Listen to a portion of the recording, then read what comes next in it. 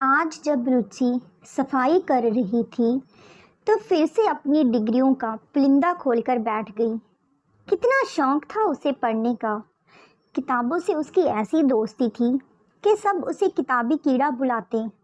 उसने कितना कुछ सोचा हुआ था कि पढ़ाई पूरी कर वो नौकरी करेगी, लेकिन पढ़ाई पूरी होते ही उसकी शादी कर दी गई।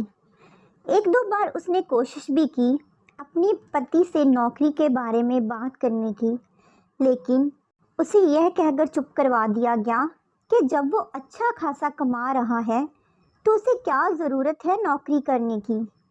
फिर उसने कभी इस बारे में और बात नहीं की।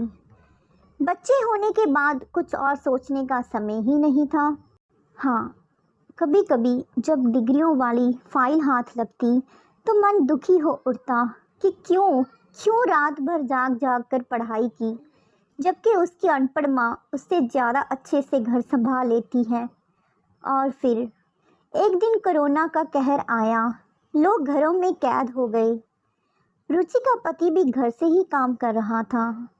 पूरा परिवार सारे परहेज रख रहा था, पर रुचि का पति फिर भी इस बीमारी की चपेट में आ गया।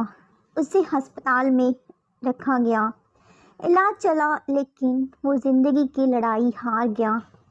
रुचि पर तो जैसे दुखों का पहाड़ ही टूट पड़ा। यह तो शुक्र था कि घर अपना था, सो सड़क पर आने से बच गए, लेकिन अब घर कैसे चलाए। कुछ दिन तो पिता ने मदद की, पर वो भी आखिर कब तक करते।